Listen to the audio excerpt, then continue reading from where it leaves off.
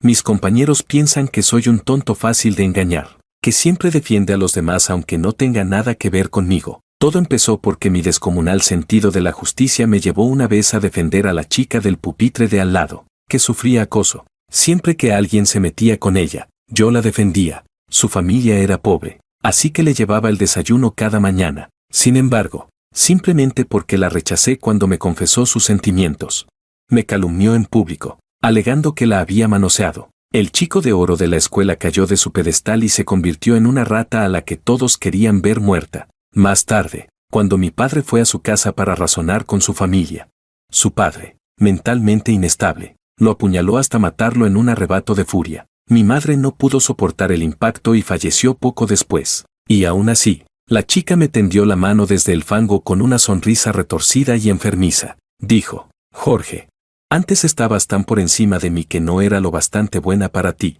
Mira ahora, te pudres en el lodo justo a mi lado. Cuando volví a abrir los ojos, por alguna razón estaba de nuevo en el primer día en que ella se había transferido a nuestra clase. Capítulo 1. Segundo año de preparatoria. Primera hora. El profesor tutor entró con una chica cabizbaja y anunció: hoy se incorpora una nueva alumna especial. Espero que todos la tratéis bien, nada de discriminación. La curiosidad llenó el aula mientras examinábamos a la recién llegada. En cuanto alzó la cabeza, un jadeo colectivo recorrió la clase. Su rostro era delicado y de rasgos finos, pero le faltaba el ojo derecho, dejando solo una cuenca hueca y aterradora. Los susurros estallaron enseguida. Maldición, casi me mata del susto, mira esa cara de máscara de terror. Le falta un ojo y ni siquiera se cubre. Qué suerte la nuestra. De todas las clases, vienen a encasquetarnos a este bicho raro. Perdí el apetito en cuanto la vi. ¡Qué asco! ¿Cómo se atreve a mostrarse así? Con cada comentario cruel, la cabeza de la chica se hundía más, sus manos aferrándose al blanqueado dobladillo de su falda. Mi compañero de pupitre me lanzó una mirada, moviendo las cejas. ¿Alguna idea de cómo se quedó ciega? ¿Crees que sus padres fueron descuidados y se lo pincharon? De pronto desperté dentro de mis propios recuerdos. Lucía.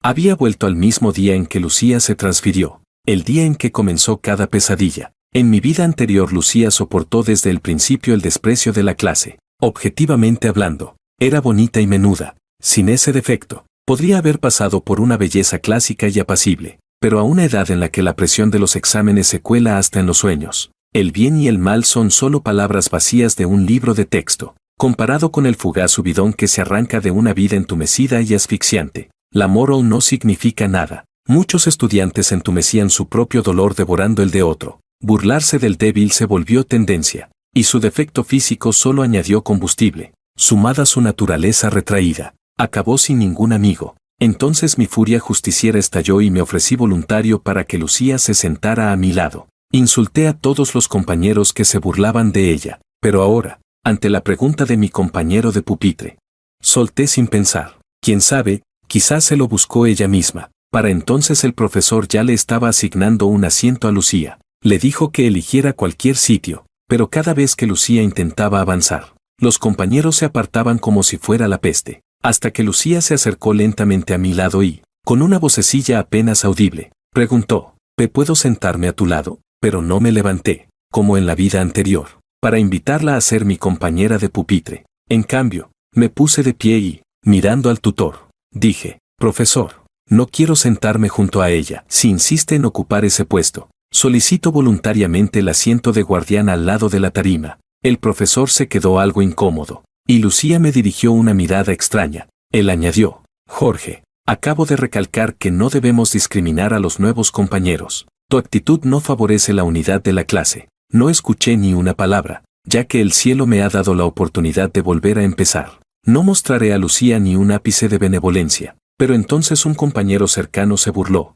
Algunos se pasean todos los días con su diploma de alumno ejemplar y, en realidad, no son más que hipócritas. La nueva solo quiere sentarse a tu lado. ¿De verdad tienes que poner esa cara de asco? Miré al que hablaba, era Makoto. Este individuo es de mente estrecha. En la vida anterior competimos por ser delegado de clase, yo fui elegido y él no. Desde entonces me guardó rencor y buscó ocasión para vengarse. Cuando Lucía me calumnió, fue él quien lo difundió por todas partes y se lo contó al tutor, hasta que todo el mundo se enteró. Lo miré y solté una risita desdeñosa. Makoto, si eres tan compasivo, ¿por qué no dejas que la nueva se siente contigo? Makoto, tras mi réplica, se puso pálido y guardó silencio. Continué. ¿Qué pasa? Hace un momento parecías muy valiente, saliendo a defender a la nueva. ¿Y ahora te encoges? ¿O es que, en realidad, también te repugna sentarte con una medio ciega de un solo ojo? Puse especial énfasis en las palabras, de un solo ojo. Sentí claramente como Lucía,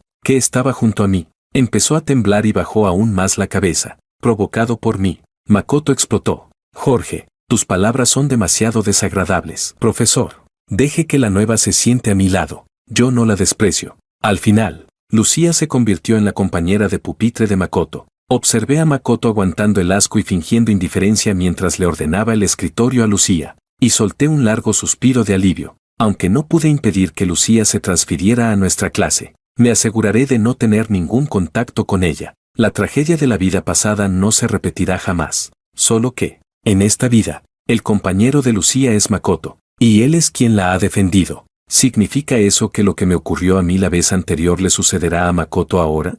Capítulo 2. Las clases de la mañana se esfumaron pronto entre los rumores y conjeturas que mis compañeros lanzaban sobre Lucía. Nada más sonar el timbre, mi buen amigo David se acercó y dijo, «Esto no cuadra. Jorge, no pareces tú. Siento como si tuvieras mala espina con la nueva. ¿No eras siempre el primero en salir en defensa de los demás? Pensé que esta vez también la ayudarías». Mi mano tembló mientras guardaba el estuche. Al fin y al cabo, la imagen que proyecto es la de un pardillo ingenuo que se mete a arreglar injusticias ajenas. Por eso en mi vida pasada, cuando Lucía me confesó sus sentimientos y la rechacé, decidió arruinarme la vida y me acusó de haberla manoseado. Seguro pensó que un buenazo como yo jamás se atrevería a decirle que no. Sin expresión alguna, respondí, hace poco leí algo, respeta el destino ajeno y suelta el síndrome del Salvador. Solo si no intervienes en la causa evitarás verte arrastrado por las consecuencias. Mi compañero no esperaba semejante respuesta y me miró sorprendido.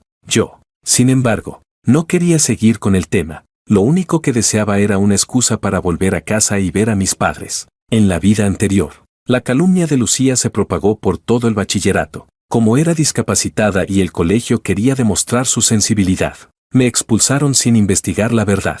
Mi padre, enfurecido, fue a la casa de Lucía para exigir explicaciones y murió acuchillado por su padre, un hombre fuera de sus cabales. Mi madre, disconforme con el fallo, apeló varias veces, todas sin éxito. Recuerdo aquella noche en que, presa de culpa, me di bofetadas y me arrodillé rogando perdón a mi madre. ¿Acaso ayudar a otros es un error? ¿Por qué la buena voluntad no recibe buen retorno? Mi madre suspiró y dijo, Jorge, ¿alguna vez has pensado que la bondad y la recompensa son ambas una forma de expectativa? Esperar que la bondad sea recompensada es simplemente otra clase de expectativa. Y como es una expectativa, la bondad no necesariamente trae recompensa. Si se rompe, no significa que ayudar sea un error. Pero, al menos, debes asegurarte de estar en un lugar absolutamente seguro. Yo quiero que seas una persona recta. Sí, pero egoístamente hubiera preferido que no la hubieras ayudado. Así tu padre seguiría vivo. Dicho esto, mi madre se arrojó del tejado.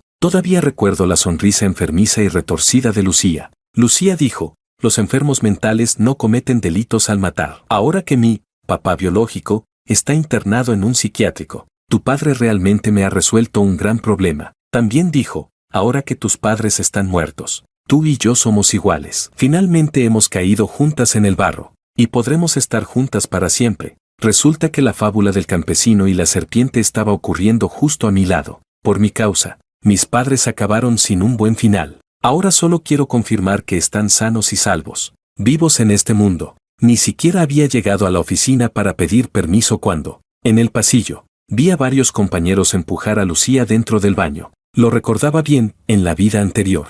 Nada más llegar, Lucía fue acosada por unos compañeros. Lejos de sentir compasión, la consideraban un bicho raro. La obligaron a beber agua del retrete. La humillaron con palabras y hasta le vaciaron una papelera llena de inmundicia sobre la cabeza. Entonces, incapaz de tolerarlo, me planté delante de Lucía y apaleé a los abusones. Desde ese momento, ella me vio como su salvación, el único capaz de rescatarla del fango. En ese instante me hallé otra vez ante la misma escena de mi vida anterior, pero esta vez, sin duda, no saldría en defensa de alguien como Lucía. Se protegía tras una cáscara lastimera de sensibilidad y complejos, cuando en realidad albergaba una oscuridad retorcida que no soportaba la luz. Retrocedí 2 pasos, esquivando su mirada suplicante. Vi como alguien le aplastaba la cabeza contra el suelo. Su rostro estaba empapado de agua sucia. Aún así, estiró la mano intentando aferrarse a la pernera de mis pantalones y murmuró: «Ayúdame». Aparté su mano de un manotazo. En mi mente resonaba solo una frase: renuncia al síndrome del Salvador. Respeta el destino ajeno. Justo entonces Makoto salió del aula. Creí que volvería a hacerse el héroe. Pero fingió no ver nada y regresó a su sitio. Me pareció de lo más curioso. Lucía había sido acosada. Su uniforme despedía un hedor nauseabundo y el pelo, empapado, se le pegaba a las mejillas. Vi a Makoto, con toda su pose impostada, preguntar: «Lucía, ¿qué te ha pasado? ¿Alguien te ha estado molestando? Venga, cuéntamelo y yo se lo digo al profesor». Makoto se mostró exageradamente compasivo. Mientras Lucía mantenía la cabeza baja y guardaba silencio, solo de vez en cuando alzaba la vista y me observaba pensativa. Se me encendió la alarma interior, algo no cuadraba. En esta vida no le había tendido ninguna mano. ¿Por qué me miraba así? ¿Será que también odia a quienes se convierten en sus enemigos? Capítulo 3. La verdad.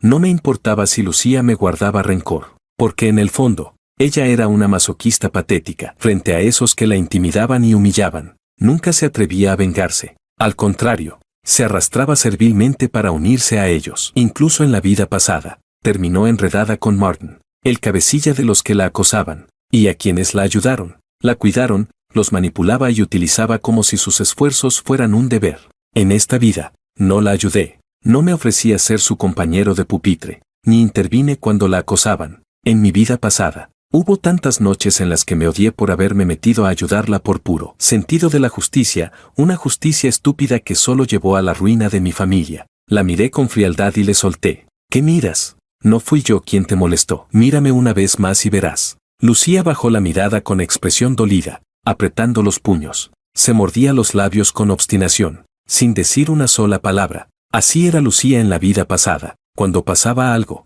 bajaba la cabeza y se quedaba callada, con los ojos llenos de lágrimas. Fue justo por esa cara suya de víctima indefensa que yo no podía evitar ayudarla una y otra vez, como era de esperarse. Su actitud provocó una carcajada colectiva entre los compañeros. Uno se burló sin piedad. «Ja ja ja ja, está llorando. Vaya, no sabía que los ciegos también lloraban. Llora más. A ver si se te jode también el otro ojo. Así por lo menos estás simétrica y puede que hasta te veas mejor». Una chica añadió: «Tal cual. Una persona así en nuestra clase solo baja el promedio de belleza del grupo». En ese momento, un entrometido se acercó a mi escritorio. Era uno de los que había liderado el bullying contra Lucía en clases anteriores. Se acercó con descaro y dijo: así que nuestro genio Wang tampoco soporta a esta ciega de mierda. ¿Qué tal si sacamos algo de diversión de ella otra vez?» Lo miré con frialdad. Ese tipo era Martin, el mismo que en la vida pasada me guardaba resentimiento porque yo lo había denunciado varias veces por acoso escolar. Y cuando vio que yo me acercaba a Lucía, se le ocurrió un plan para humillarme. La engañó para llevársela a la cama y luego la obligó a confesarme su amor. En fin, Martín era una basura. Como no respondí, creyó que mi silencio era aprobación. Se inclinó a mi oído y susurró: «Escuché que su papá es un idiota y que en su casa viven con subsidios del gobierno. Dime, si le cobro una cuota de protección, ¿crees que su padre retrasado y ella no tendrán más que aire para comer?» Ja ja ja ja. Un segundo después, ¡pum!, le golpeé la mano sobre mi escritorio con el borde de mi libro. Se echó hacia atrás de dolor y gritó: «¿Estás loco, imbécil? ¿Quieres hacerte el héroe salvador ahora o qué?» Al oír eso, Lucía levantó la cabeza de golpe por primera vez y me miró de reojo. Le solté una sonrisa sarcástica. «¿Por qué gritas tanto? ¿No tienes cerebro? Extorsión, deberías revisar el código penal. A ver cuántos años te pueden caer por eso». «Tranquilo, eres menor de edad. No te caerá mucho, a lo sumo, unos añitos en un centro de detención juvenil». Martin me lanzó una mirada furiosa y escupió: «Así que sí quieres defenderla, maldito pagafantas». No pude evitar soltar una carcajada y respondí: «No, simplemente me caes mal. Si quieres hacer algo, hazlo. ¿Pero a mí qué me cuentas? ¿Cómo era ese dicho? El perro que muerde no ladra. ¿Lo pillas o no?». Cuando salí del aula, Lucía me miraba con una expresión cada vez más extraña. Capítulo 4. Hasta que terminó la última clase de la tarde, todos los compañeros ya se habían ido a sus dormitorios. Yo, como había pedido permiso para volver a casa, Salí directamente de la escuela, justo al cruzar la puerta principal. Escuché una voz tímida de una chica detrás de mí. Gracias por defenderme esta tarde, dijo ella con cautela. Me di la vuelta y vi que Lucía, sin que yo lo notara, había estado siguiéndome. No me había dado cuenta en absoluto. Inmediatamente me puse en guardia, mirándola con una expresión de abierto desprecio. Le respondí con tono de asco. ¿Qué quieres? ¿Por qué me sigues fuera de la escuela? Ella agitó las manos rápidamente, intentando esbozar una sonrisa. Mordió sus labios y dijo, lo siento, no me malinterpretes. No es por nada raro, soy estudiante externa. Solo quería agradecerte. Sé que tú no eres como esos compañeros que se burlan de mí. Tú eres una buena persona, siempre lo has sido. Hablaba con tartamudeos, con una mirada llena de expectativa. Entonces recordé que Lucía, por su situación económica, siempre había sido estudiante externa. Almorzaba en la escuela gracias a la beca para estudiantes de bajos recursos, pero la cena la hacía en casa. Pero en ese momento, solo me pareció patético. Le contesté con un tono de burla. ¿En serio? ¿De verdad pensaste en agradecerme? ¿No fui lo suficientemente claro? Yo nunca quise ayudarte. Para serte sincero, me caes mal, no por tu cara ni tu ojo ciego, sino por esa actitud de víctima permanente. Esa forma tuya de hacerte la pobrecita, me da náuseas. Lucía, mejor aléjate de mí, o no me molestaría en absoluto darte una ración extra como ellos. No es que quisiera convertirme en un abusador, pero si eso sirve para que Lucía se mantenga lejos de mí, si eso puede evitar que mi familia sufra otra vez, entonces no me queda más remedio. Mis principios y mi moral solo existen si yo y mi familia estamos a salvo. Lucía se quedó en su sitio, frunciendo el ceño, como si no pudiera comprender por qué le decía esas cosas. Mientras me iba, escuché que murmuraba, no debería ser así, no debería tratarme así, soy tan miserable, debería sentir lástima por mí, debería compadecerme. Al oír esas palabras, sentí como si una serpiente venenosa subiera lentamente por mi pierna. Se me heló la sangre. Capítulo 5. Regresé a casa y vi que mis padres seguían vivos. No pude evitar llorar de alegría. Por suerte, todavía estaba a tiempo. En esta vida, aún puedo proteger a mi familia. Por todo lo ocurrido con Lucía, me volví más precavido. No me preocupaba por nada más, solo temía que Lucía también hubiera renacido como yo. Si ese fuera el caso, todo lo que hiciera sería inútil. Primero, les conté a mis padres que en la escuela me habían pasado cosas malas, cosas que podían arruinar seriamente mi reputación. Entonces, modifiqué un poco la historia de lo que aún no había ocurrido. Y se la conté a mis padres, resaltando que aunque hablaran con la familia de Lucía, no serviría de nada, porque su padre tiene problemas mentales. Ante una familia así, no hay nada que podamos hacer. Y yo no quería que eso afectara mis estudios para el examen de ingreso a la universidad. Finalmente, les propuse cambiarme de escuela. Al principio, mis padres no estaban de acuerdo, pero después de escuchar mi análisis de las consecuencias, no tuvieron más opción que suspirar y decir, con ese tipo de gente no podemos meternos. Si está tan mal, por algo será. Jorge tiene razón, solo nos queda apartarnos, que se cambie de escuela. No podemos permitir que esto afecte su examen de ingreso. Capítulo 6. Cambiarse de escuela no era tan fácil. Mi papá tenía que mover contactos y hacer gestiones con el colegio nuevo. Eso tomaría algo de tiempo. Después volví a clases. Prácticamente no tuve más interacción con Lucía. Cada vez que ella pasaba por un lugar, yo automáticamente me apartaba. No le dirigía la palabra, y si lo hacía, era con frialdad absoluta. Muy pronto, todos en la clase sabían que yo despreciaba a Lucía, que incluso compartir el mismo aire que ella me resultaba repugnante. Al principio, Lucía lo pasaba fatal. Tenía una discapacidad, malas notas, y era la que estaba más abajo en la jerarquía del grupo, pero desde que se notó que yo la evitaba especialmente, Makoto, mi archienemigo en clase, empezó a mostrarle una amabilidad exagerada. Le traía comida, le ayudaba con los deberes, todo lo que en la vida pasada yo había hecho por Lucía. Ahora lo hacía Makoto. Claro que no lo hacía de corazón, solo quería probar que él era mejor que yo, que quienes me eligieron como representante de clase se habían equivocado. Poco a poco, me di cuenta de que Lucía ya no me miraba tanto a mí. Ahora era a Makoto a quien no le quitaba los ojos de encima. No supe en qué momento exacto ocurrió. Lucía empezó a acercarse cada vez más a Martin, el mismo que antes la había acosado. Ahora se les veía juntos todo el tiempo. Alguien me contó que Lucía incluso le robaba dinero a su familia para dárselo a Martin. Le pagaba todas las comidas, le compraba cigarrillos. Ahora era su hermanita adoptiva. Lucía se puso piercings en las orejas, en la lengua, e incluso se tatuó un brazo entero. Se convirtió en una auténtica choni, cuando Martin miraba bajo las faldas de las chicas en los pasillos. Era Lucía quien le ayudaba a acercarse a las que le interesaban. También lo apoyaba para acosar a los compañeros más pequeños. Y se burlaba de las chicas que no eran guapas. Si antes Lucía era una víctima, ahora se había convertido claramente en una agresora. Y por su apariencia especial, el director de disciplina prefería mirar para otro lado. Yo empecé a sentir que algo andaba mal, pero justo entonces, mi padre me dio una buena noticia. Ya habían conseguido una plaza en otra escuela, una preparatoria de élite en la ciudad. Había sido gracias a todos los favores que pidió. A más tardar, la próxima semana podría hacer el cambio oficial. Suspiré aliviado. Por fin sentí que ese peso que llevaba en el pecho se aligeraba, y también decidí poner en marcha mi plan. El cambio de escuela era mi salida de emergencia, pero antes de irme, pensaba dejarle a Lucía un regalito. Como decía mi madre, eso de que el bien trae recompensa es solo un deseo. Igual que al final los malos reciben su castigo, no deja de ser un consuelo barato. Martín y Lucía estaban haciendo lo que querían en la escuela. Si los dejábamos actuar sin consecuencias, ¿cuántos más iban a sufrir por su culpa?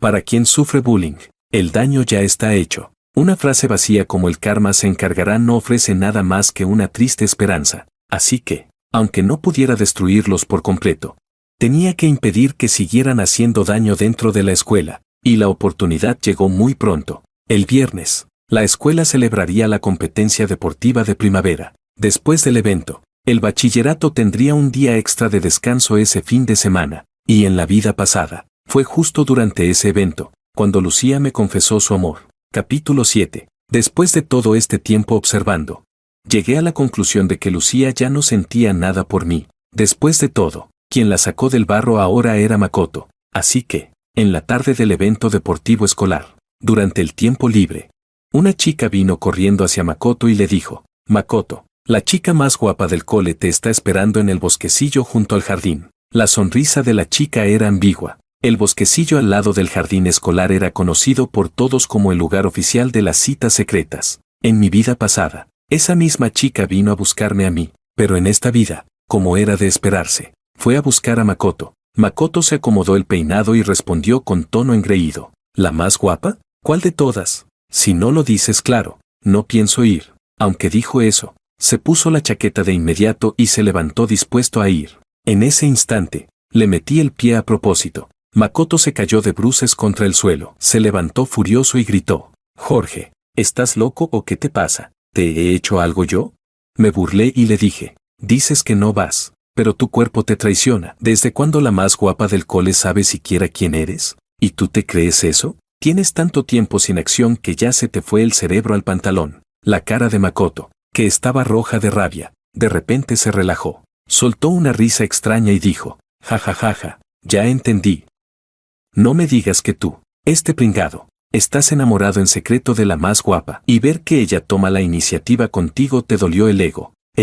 Bueno, que piense lo que quiera. Después de decir eso, Makoto ignoró a todos y se fue directo al bosquecillo. Yo solo negué con la cabeza. No tenía intención de meterme, pero hoy era un punto clave, como en la vida pasada. Si quería hacerles caer en la trampa, tenía que moverme. Pensando bien mi jugada, me acerqué a unos amigos con los que suelo hablar, y les susurré algunas instrucciones. Después, metí un megáfono dentro de mi mochila, y me puse en marcha, siguiéndolo. Capítulo 8. Apenas entré al bosquecillo, vi a Makoto salir corriendo a toda prisa, con el rostro hinchado y lleno de moretones. Apenas me vio, casi se arrodilla frente a mí, suplicando: Jorge, ayúdame, por favor. La persona que me citó no era la chica más guapa, querían extorsionarme. Entonces le pregunté: ¿dónde están? ¿Cómo fue que te intentaron extorsionar? ¿Quieres que llame a la policía por ti? Todavía recordaba que, en la vida pasada, Lucía, al no lograr que aceptara su confesión, me acusó falsamente de intentar propasarme con ella en este mismo lugar. ¿Acaso ahora intentaban usar la misma táctica con Makoto, sabiendo que tiene dinero? ¿Extorsionarlo con una falsa acusación? Makoto dijo rápidamente: no llames a la policía, no se puede. Si mi papá se entera, me mata. Solo, habla con ellos tú. Sí, tú siempre has sido el único al que le tienen miedo. ¿Puedes ir a advertirles en mi lugar? Makoto evitaba mirarme directamente, pero seguía empujándome hacia dentro del bosque. Sabía que algo raro pasaba, pero justo por eso, era perfecto para mí. Así que me dejé llevar y entré al bosque, tal como lo sospechaba. Apenas di unos pasos. Aparecieron más de 10 personas. Casi todos eran los típicos gamberros que siempre andaban con Martin, incluyendo algunas chicas problemáticas y hasta unos maleantes de fuera del cole. Empezaron a burlarse. Vaya, sí que tienes talento. Lograste engañar incluso al representante de clase. En ese momento, el rostro de Makoto cambió completamente. Se acomodó el pelo y dijo con soberbia: ¿Qué hacen ahí parados? Vamos, traigan a nuestra protagonista. ¿Cómo va a haber una buena confesión sin la chica principal?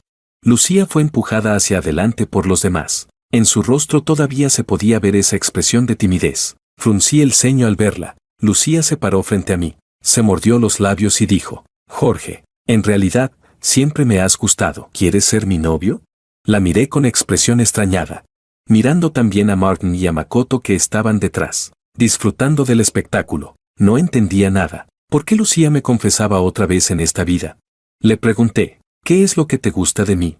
Lucía pensó un poco, luego me miró como si recordara algo, y dijo: me encanta cuando me insultas, ese aire de capullo que tienes. Me fascina. No pude evitar sentir náuseas. Su respuesta me pareció asquerosa. Alrededor empezaron a animarlos en tono burlón. Venga, acéptalo ya. Que Lucía te confiese es un privilegio. No sabes la suerte que tienes. Lucía es la hermanita postiza de nuestro Martin. Y con él protegiéndote, la buena vida apenas empieza. Alguien más rió por lo bajo. Ja ja ja ja. Esta cieguita ya te la dejó Martin lista y todo. Tú solo disfruta, campeón. Otro dijo: Lucía, ¿qué esperas? Sé más atrevida. Dale un beso. ¿Cómo vas a saber lo que sientes si no lo besas? Lucía, animada por ellos, se colgó de mi cuello e intentó ponerse de puntillas para besarme, pero al instante siguiente, levanté la pierna y la empujé con fuerza, haciéndola caer al suelo sin piedad. Martín se enfureció al instante, gritó: maldito imbécil, te estás pasando. ¿Qué esperan? Agárrenlo y denle una paliza que no olvide. Vi cómo todos empezaban a rodearme. Rápidamente, saqué el megáfono que había guardado en mi mochila y lo encendí. Con un sonido estridente, ZZZZT, el ruido agudo hizo que todos se taparan los oídos por reflejo. De inmediato me llevé el megáfono a la boca. Y con mirada firme, grité con voz alta: que se larguen todos. Carajo. ¿Acaso sus padres trabajan para pagarles los estudios solo para que vengan a enamorarse aquí? Con ese tiempo libre, mejor hagan unos ejercicios, que eso sí sirve. Así es como desperdician el esfuerzo de sus profesores. Ni siquiera los respetan. No como yo, que solo pienso en resolver exámenes y entrar a una buena universidad. ¿Creen que con esta trampa van a arrastrarme con ustedes? Sigan soñando. Yo, como hombre justo y noble, por más hermosa que sea una chica, no es más que una calavera pintada de rosa. En este vasto mundo lleno de deseos y distracciones, nada se compara ni con un fragmento de la verdad suprema. ¿Y tú, Lucía, no te da vergüenza? Te juntas con maleantes de fuera del colegio, intimidas a tus compañeros. ¿Así retribuyes la dedicación de tu tutor? ¿Así agradeces la beca de ayuda que te dio la escuela? Tener una familia humilde no es motivo de vergüenza, pero lo que estás haciendo sí lo es. Lo tuyo ya es un problema de carácter y valores. Mi voz fuerte y apasionada, sumada al chirrido del megáfono, dejó a todos atónitos. No reaccionaban. Cuando terminé mi discurso de forma exagerada y teatral, se escucharon aplausos en el borde exterior del grupo. El director de disciplina, con su cabeza calva brillando al sol, apareció en el bosquecillo. Y a su lado venía el tutor de clase con cara de muy pocos amigos, abriéndose paso entre los presentes. Dijeron: muy bien dicho, Jorge, con razón te ganas cada semestre el premio al estudiante ejemplar. Eres un modelo para todos. Tú y ustedes también. A la oficina ya mismo, y llamen a sus padres. ¿Y ustedes, quiénes son? No los reconozco. ¿Son de fuera de la escuela? Los maleantes externos intentaron escapar al ver al director, pero ya era demasiado tarde. Los habían pillado infraganti. De inmediato empezaron a gritar. Fue Martin. Martin y Lucía nos dijeron que viniéramos. Dijeron que hoy era el día del evento deportivo y que podríamos colarnos. Nos prometieron que las chicas de su clase estaban buenísimas y que podríamos aprovechar. No sé de dónde sacaron a esta gente, pero bastaron un par de frases para delatarlos a todos. La cara de Lucía se puso blanca como el papel. Un segundo después, Cayó de rodillas frente al director y al tutor. Sollozando, dijo: no fui yo, profesor. Fue Martin quien me obligó. Me ha estado acosando durante mucho tiempo. Él me forzó a hacer todo esto. Perfecto. Todos echándose la culpa, como era de esperarse. Martín, por supuesto, tampoco aceptó nada. Ambos comenzaron a gritarse y culparse mutuamente. Entonces lancé una frase ligera pero afilada. Y entonces lo de intimidar a las chicas de la clase, incluso chantajearlas con fotos, ¿también fue idea de Martin? ¿Y el dinero que le diste durante estas últimas semanas? ¿De dónde salió, Lucía?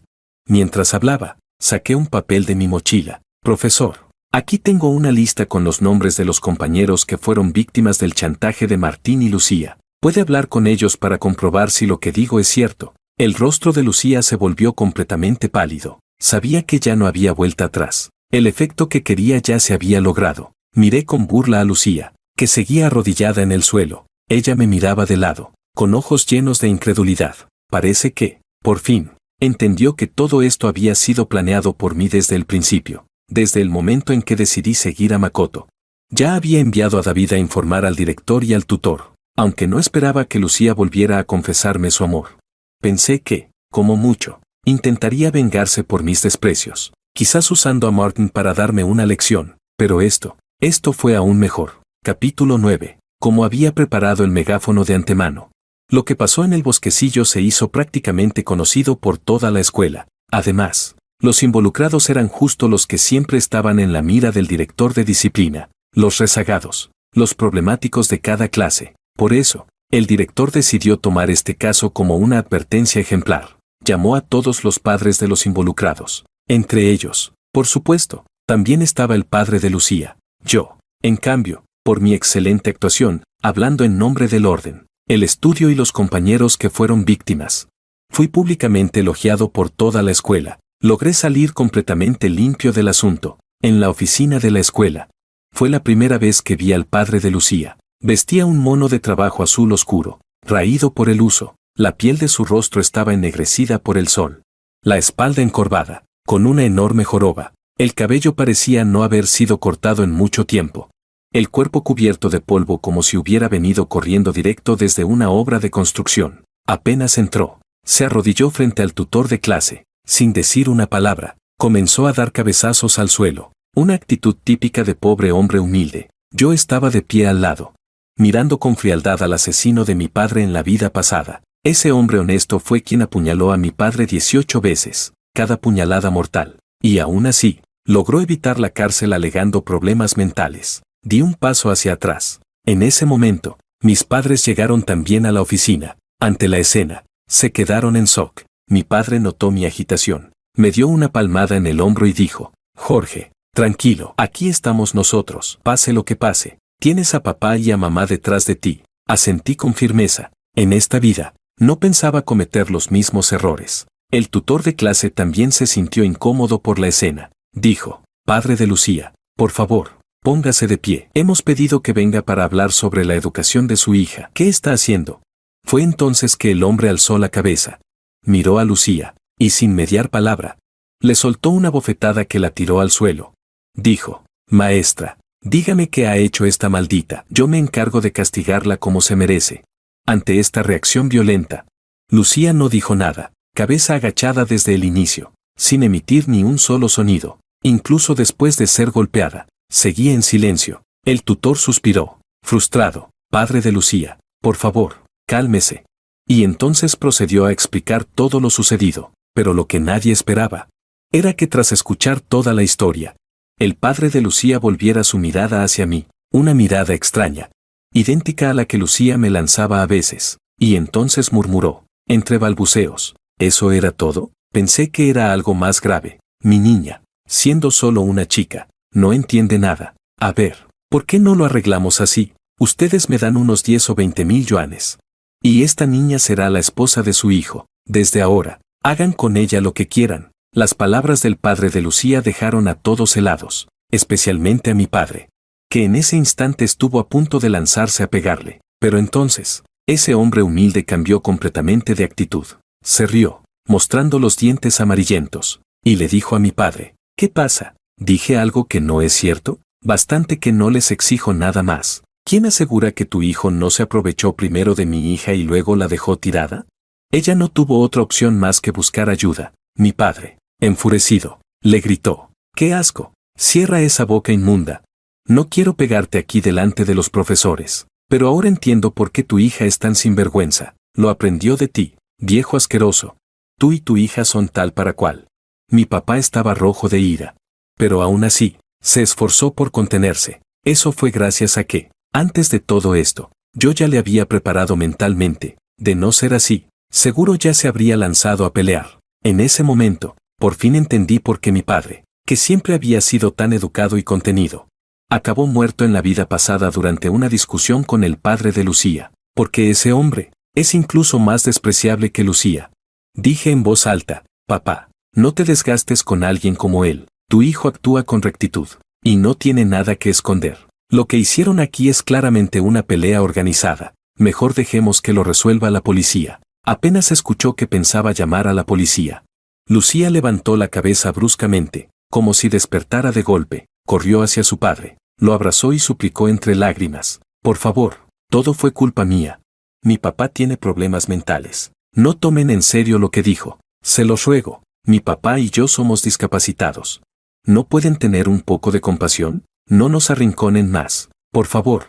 Lucía se arrodilló ante toda mi familia. El chantaje emocional lo manejaba a la perfección. La tutora no pudo evitar intervenir. ¿Y si dejamos todo hasta aquí? Jorge, yo sé que eres un excelente estudiante, pero ya ves cómo es la situación familiar de Lucía. Su padre tiene una enfermedad mental. No vale la pena llevar esto hasta la policía. Además, ustedes todavía son jóvenes. Entre estudiantes pueden haber conflictos, peleas, y eso puede entenderse. Al final no pasó nada grave. ¿Por qué no dejarlo en el pasado? Pero yo respondí con decisión: ya es tarde para eso. Ya llamé a la policía hace rato. Aquí hubo una pelea en grupo, lesiones físicas y extorsión a compañeros. Si los profesores no pueden manejar esto, entonces que lo resuelva la policía. Desde el principio, mi objetivo era hacer de esto un escándalo, con suerte, con presencia policial. Así, Lucía no tendría forma de inventar historias sobre mí después. Después de este incidente, con una investigación formal y antecedentes registrados, todos sabrían cómo ocurrieron las cosas. Y si después se atrevía a difamarme, yo la demandaría por calumnias. Mi objetivo inmediato, al menos, era conseguir que estos involucrados fueran expulsados y dar algo de justicia a los estudiantes que sufrieron su acoso durante tanto tiempo. Gente como ellos siempre se cree víctima, y por eso piensan que todos les deben algo, que deben ser comprendidos y compadecidos. Pero sus delitos no les cuestan nada. Esa impunidad es precisamente lo que alimenta su descaro. Lucía, al ver que yo no cedía ni un poco, tiró al suelo toda esa fachada de chica tímida, con los ojos rojos, me miró con furia y gritó: Jorge, ¿qué corazón tan cruel tienes? ¿De verdad quieres destruirme? Así tratas a una chica que te quiere. Si no aceptabas, bastaba con rechazarme, ¿tenías que hacerme esto? Y además, ¿qué tengo que ver yo?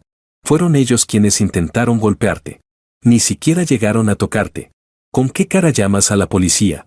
¿Yo la quería destruir? Yo solo le devolví lo mismo que ella me hizo en la vida pasada. ¿Y ya no podía soportarlo?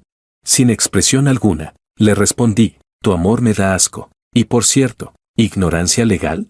Ellos actuaron bajo tu instigación. Eso ya te convierte en cómplice. Y además, tentativa de delito, también es delito. Gracias. No dije nada más. Mi padre también se calmó, porque en ese momento, la policía ya había llegado. En la vida pasada, cuando fui difamado, ya lo había aprendido bien. En casos como este, los agentes muchas veces te aconsejan no hacer un escándalo, que los chicos deben ser tolerantes, que basta con que la chica pida disculpas. ¿Y de quién es la culpa?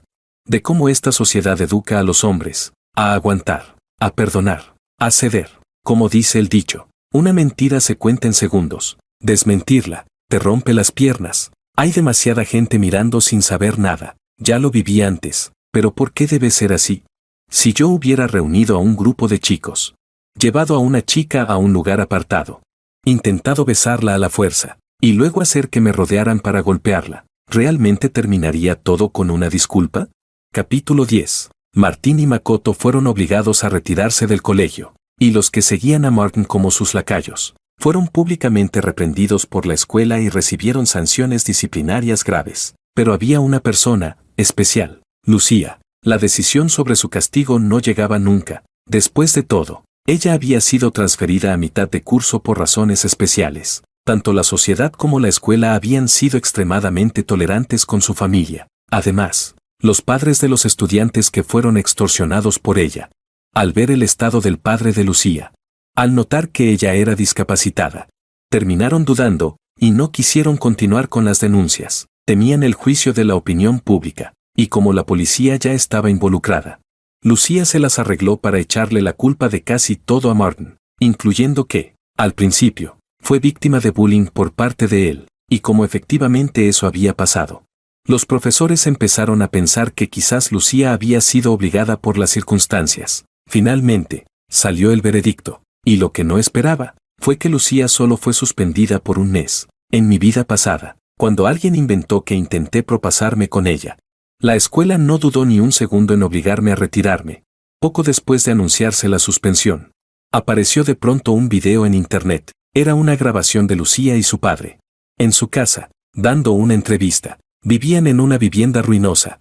Todo era un desorden total. Solo había una tabla vieja como cama y unas colchas rotas. El padre de Lucía, con lágrimas corriendo por la cara, decía: el castigo que le dieron a mi hija fue demasiado severo. Yo sé que, como es una chica, y además con discapacidad, siempre fue acosada por sus compañeros, pero jamás pensé que terminarían obligándola a dejar la escuela. ¿Qué hemos hecho tan mal? Es tan difícil para nosotros, los discapacitados, encontrar una oportunidad en esta vida. Mi hija siempre ha sido buena, solo tiene a su viejo padre y estudia con empeño. Miren sus diplomas en la pared, todos los ganó en la escuela. ¿Cómo va a estar ella involucrada con esos chicos malos? Debe haber algún malentendido. Ojalá ese compañero pueda ver esto y nos ayude diciendo la verdad. La cámara enfocaba las paredes despintadas del fondo, donde había algunos diplomas pegados, pero la mayoría eran de cuando Lucía estaba en primaria. Entonces, Lucía miró al lente y dijo con voz baja: no entiendo por qué ese compañero me odia tanto, pero siempre ha sido muy ligero con las chicas, no nos respetaba mucho. Tal vez como lo miré un momento, pensó que yo estaba interesada en él, y luego, por esa confusión, entró en conflicto con otro chico que alguna vez me mostró interés. Pero, eso era asunto entre ellos. ¿Por qué tenía que arrastrarme a mí en su pelea? Yo no estoy enamorada de él, solo lo admiraba como buen estudiante. Ojalá él pueda salir a decir la verdad. El video explotó en redes. En poco tiempo superó el 1.000.000 de me gusta. Casi todo el internet empezó a buscar quién era ese compañero. Y no había duda, se referían a mí. Esa padre e hija realmente sabían cómo limpiar su imagen. Aunque en esta vida Lucía aún no me había acusado falsamente de acoso. Usó el poder del video para insinuar que yo tenía actitudes lascivas con las chicas. Dejaba un sinfín de espacios para que el público malinterpretara. Y como era de esperar, muchos comenzaron a decir que yo era un tipo común, pero con exceso de confianza. Que como no fue correspondido, quiso destruirla, que al ser derrotado por su rival, buscó venganza fabricando una historia de bullying para que los expulsaran. La opinión pública es peligrosa, y también, aterradora. Para ese momento, yo ya me había transferido a mi nueva escuela. Que Lucía no fuera expulsada sí me dejó una sensación de derrota, pero la realidad me enseñó algo. Los planes rara vez salen perfectos, porque la capacidad de percepción humana es limitada. Y eso impide prever con precisión los resultados. Cuanto más a largo plazo sea un plan, más variables habrá. Y por tanto, más difícil será que tenga éxito. Así que llegué a la conclusión de que para lograr el éxito, quizá no haga falta un plan meticuloso y definitivo desde el principio, sino intentarlo constantemente y adaptarse a la situación actual. Por eso, frente a la nueva calumnia de Lucía, yo también tenía preparado mi plan B. En ese momento, la opinión pública hervía. Muy pronto empezaron a divulgar mis datos personales. Casi todos estaban convencidos de que yo había difamado a Lucía. La mayoría pensaba que alguien con una situación familiar como la suya jamás podría haber hecho algo así. Y sí, esta sociedad es extremadamente indulgente con las personas discapacitadas. Pero lo que muchos no entienden es que entre ellos también hay buenas y malas personas. Lucía y su padre son exactamente eso, personas malas disfrazadas de víctimas. Se aprovechaban de la compasión que otros sentían por su discapacidad para hacer daño sin medida. Mis padres estaban furiosos. Querían subir un video para limpiar mi nombre, pero los detuve, ante un escándalo viral como este. Las aclaraciones no sirven. Solo otro escándalo más grande puede apagar el anterior. Ahora todo el país creía que Lucía era una buena estudiante, pobre, discapacitada, pero trabajadora y luchadora, un ejemplo de superación. Pero ¿qué pasaría si salieran a la luz sus escándalos? En su intento de agradar a Martin, Lucía no había hecho precisamente cosas nobles, justo cuando Internet la elogiaba sin parar. Y varias universidades la contactaban por compasión. Un nuevo video estalló en las redes. Esta vez, alguien expuso a Lucía por colaborar con Martin en múltiples extorsiones a estudiantes menores, e incluso ayudarlo a acercarse a chicas que a él le interesaban. Al principio, nadie creyó el video, pero pronto comenzaron a aparecer más y más pruebas. Algunos solo querían aprovechar su fama, pero otros realmente contaban lo que vivieron. Entre los comentarios más virales, había uno que decía: conozco a la Lucía de ese video, de niña vivía al lado de mi casa. ¿Saben cómo se quedó ciega de un ojo? Nos robó cosas y en una de esas se golpeó con un gancho de chimenea, volcó un brasero de carbón y quemó toda nuestra casa. Y encima nos exigieron dinero como compensación. ¿Dónde está la justicia? Ese comentario llegó a más de 100,000 me gusta. Cada vez más gente comenzó a destapar las miserias de Lucía, y la credibilidad de su anterior video empezó a desmoronarse. Yo, por mi parte, no tuve que mover ni un dedo. La misma ola de opinión que la elevó fue la que la destruyó. Los benefactores que pensaban ayudar a su familia se retiraron uno tras otro, en cuestión de días. Lucía pasó de ser una heroína trágica a alguien de quien todos querían alejarse, y yo ya no les prestaba atención, porque ahora ya no podían afectarme, pasara lo que pasara. Nadie volvería a creerles. Escuché que el padre de Lucía, por culpa del escándalo en línea, fue despedido del sitio de construcción donde trabajaba. Molesto, fue por la noche a intentar robar cables para vender como chatarra, pero lo descubrieron. Salió huyendo y, en el escape, cayó desde un edificio, y murió en el acto. Lucía, aprovechándose del accidente, empezó a acosar al jefe de obra para exigir una indemnización, pero el hombre, viendo el panorama, declaró bancarrota y desapareció. Lucía, sin compensación, sin apoyo, sin recursos, dicen que vive en condiciones extremadamente miserables. Mientras tanto, yo ya estaba instalado en mi nueva escuela, listo para empezar de nuevo con mis estudios. Capítulo del epílogo. Siempre he tenido la preocupación de que Lucía, al igual que yo, también haya renacido. Si fuera así, podría prever mis acciones, pero con el tiempo, quedó demostrado que solo estaba pensando demasiado. Sin embargo, que no haya renacido ahora no significa que no lo hará en algún momento del futuro. Por eso creo que evitarla completamente no es la mejor estrategia. Si algún día recuerda lo que ocurrió en la vida anterior, vendrá a buscarme tarde o temprano. Dicho eso,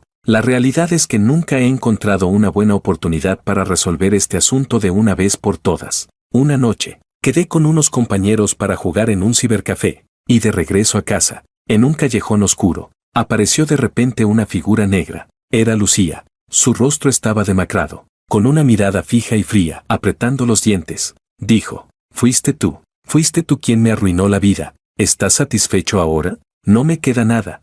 Me calmé y, en voz baja, le dije a mi amigo que llamara a la policía, y le respondí a Lucía con frialdad: lo que perdiste fue culpa tuya, tú misma te lo buscaste, nadie te obligó, y mucho menos yo. Claro, si Lucía fuera capaz de entenderlo, no estaría aquí diciéndome todo esto de forma tan irracional. No quería acorralarla demasiado. Al fin y al cabo, no quería que intentara algo desesperado conmigo, pero como era de esperarse, pronto vi como su mano, empuñando un cuchillo, salía desde su espalda. Ella me miró y sonrió. He estado soñando algo muy raro estos días. ¿Sabes qué es? En el sueño, el primer día que me transferí de escuela, me senté a tu lado, me cuidabas, me traías el desayuno, me ayudabas con las clases. Si alguien me molestaba, tú los enfrentabas por mí. En el sueño, tú eras tan bueno conmigo. ¿Por qué tuvo que terminar así? Tú me querías, ¿verdad?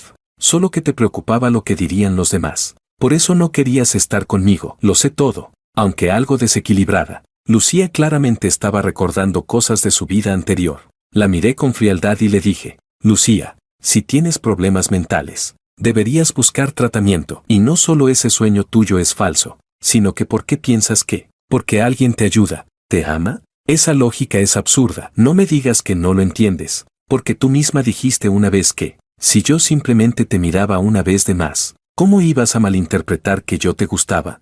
Además, ya te lo dije, que alguien como tú me guste a mí, me da asco. Miré a mi amigo, preguntándome si tener solo un testigo sería suficiente para librarme de problemas legales. La razón me decía que no debía provocar demasiado a Lucía ahora mismo. Mi amigo susurró: está loca, ya llamé a la policía, mejor vámonos a un sitio con más gente. Pero Lucía no dejaba de mirarme. De repente, soltó una sonrisa extraña y dijo: ¿es cierto? El sueño que tuve es real, ¿verdad?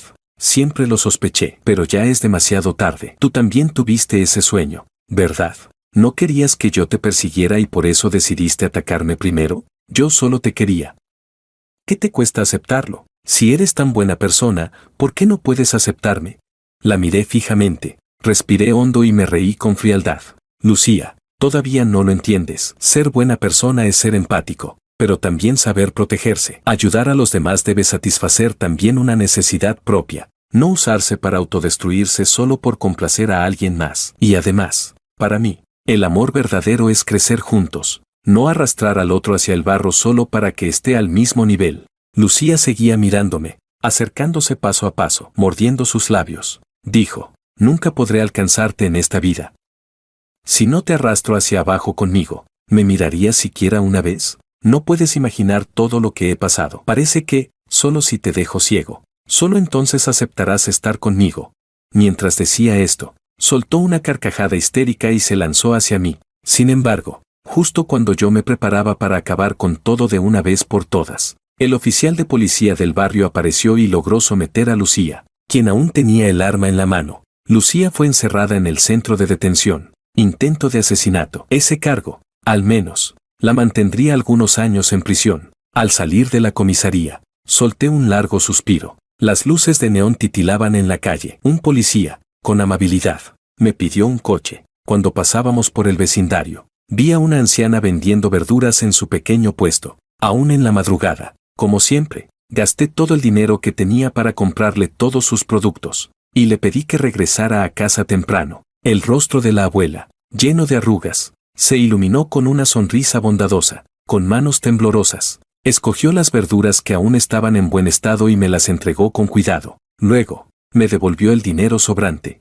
Muchacho, me dijo, si no te las comes a tiempo, se echarán a perder. La abuela entiende tu buena intención. Ya es tarde. Tú también deberías volver pronto a casa. En este mundo hay muchas personas desafortunadas. Algunas son bondadosas, pero también hay otras que, a pesar de su sufrimiento, resultan despreciables. No importa cuándo o dónde. La premisa para ayudar a los demás siempre debe ser proteger tu propia seguridad lo mejor posible. Ojalá haya más belleza y menos oscuridad en este mundo, y que la bondad no sea traicionada. Capítulo extra. 7 años después, frente a la prisión, Lucía entrecerró los ojos, cegada por el sol brillante que ardía fuera de la cárcel. Pensó en aquel hombre que la había llevado a prisión 5 años atrás. Su corazón se oscureció de rencor. Si no fuera por él, nunca habría acabado en esta situación tan miserable. Se preguntó qué cara pondría él al saber que ella había salido de la cárcel. Solo de imaginar la expresión de miedo de ese desalmado traidor,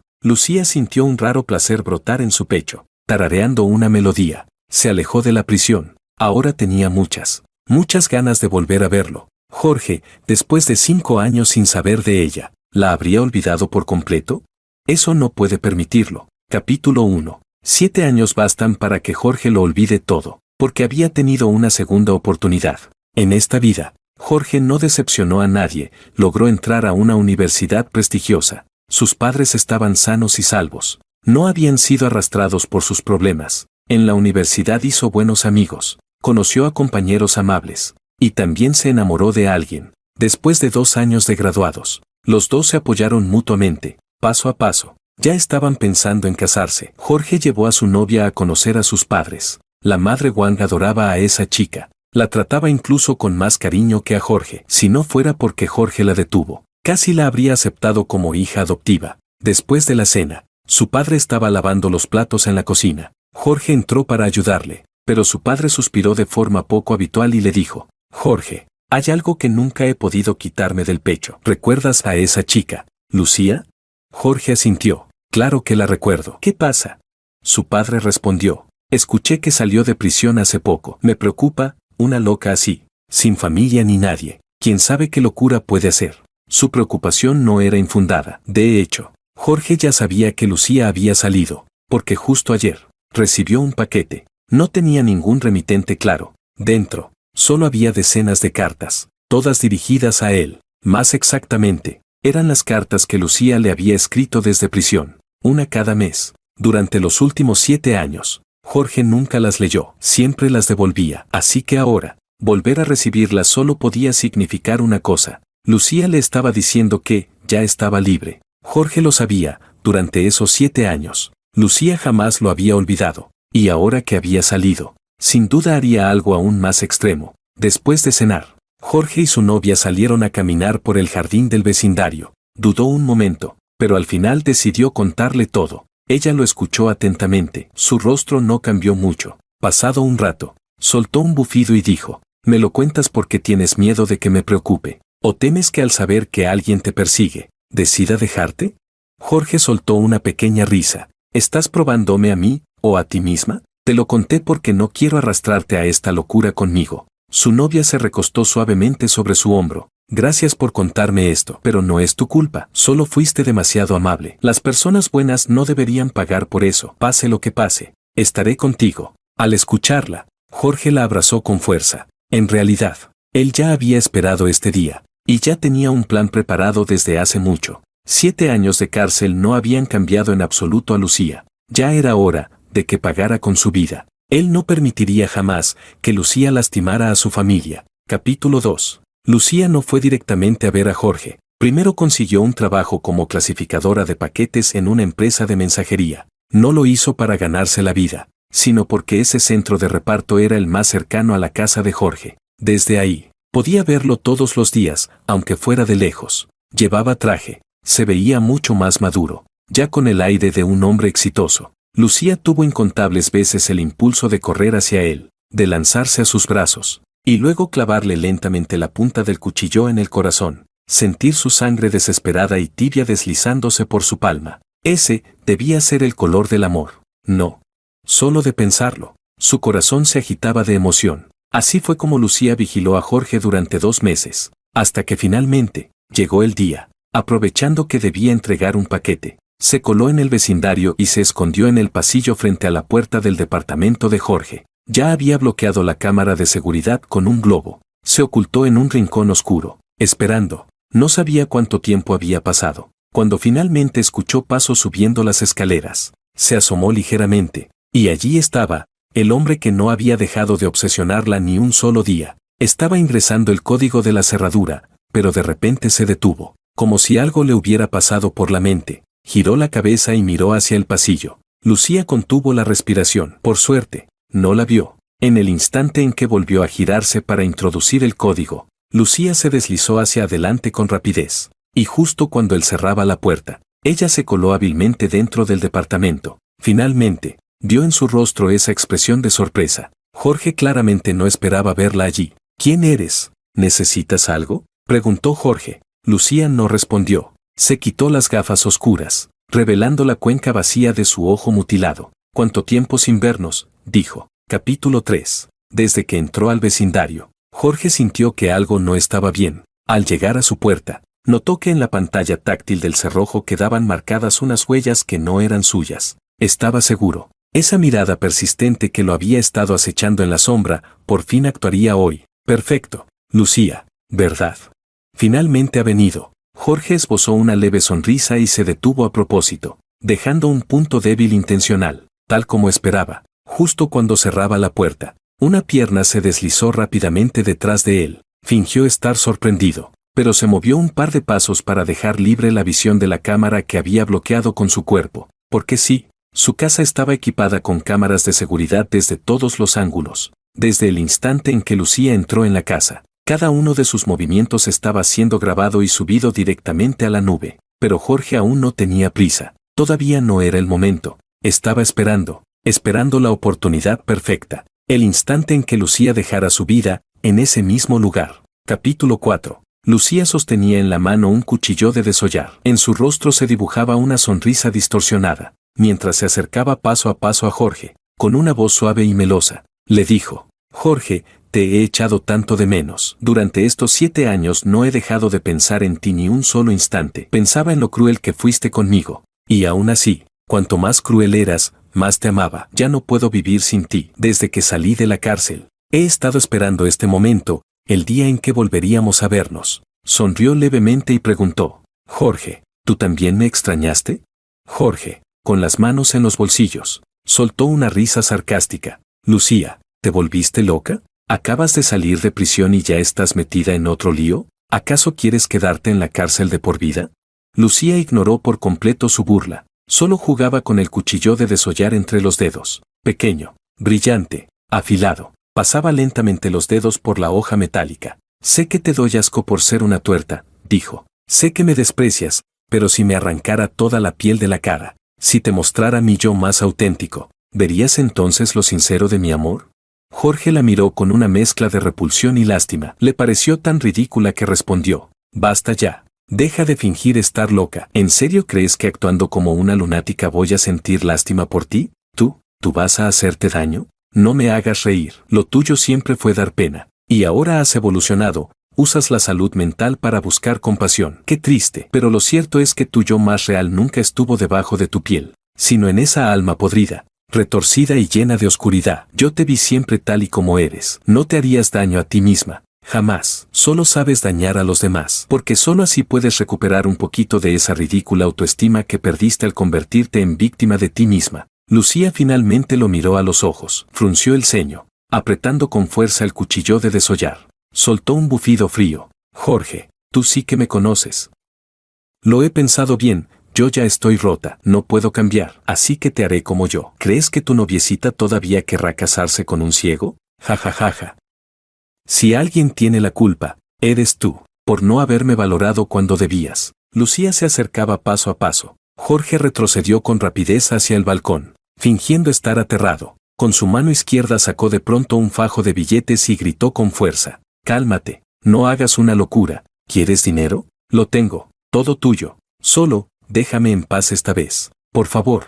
Pero su voz temblaba, al igual que sus manos. No sujetó bien los billetes y estos se dispersaron por el aire, volando en todas direcciones, cayendo desde lo alto como una lluvia de papel. La escena atrajo de inmediato la atención de los transeúntes abajo, que comenzaron a mirar hacia arriba. Lucía quedó momentáneamente desconcertada, pero enseguida reaccionó. Corrió para acorralar a Jorge en el balcón. El balcón de su apartamento no tenía ventanas cerradas. Y ahora Jorge no tenía a dónde huir. Lo miró fijamente mientras avanzaba poco a poco hacia un lado, con la vista clavada en ella y murmurando: No te acerques. Pero en realidad, su mirada iba y venía, echando rápidas ojeadas a la barandilla del balcón. Sin embargo, lo inesperado ocurrió. Justo cuando estaban en plena tensión, la puerta de entrada se abrió de repente. Justo en el momento más crítico, la novia de Jorge regresó a casa. Jorge sintió un mal presentimiento. ¿Cómo era posible que un plan tan simple tuviera un giro inesperado?